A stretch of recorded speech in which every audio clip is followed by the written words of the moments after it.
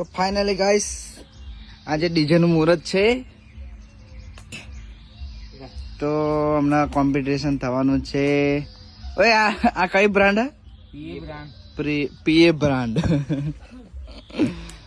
તો ચેલા આજે કોમ્પિટિશન થશે? 3-4 વાગે હે ને. આ ડીજે નો ઓનર કોણ? અનિલ. ઓય ડેમો સંભળાવો દે હેડો.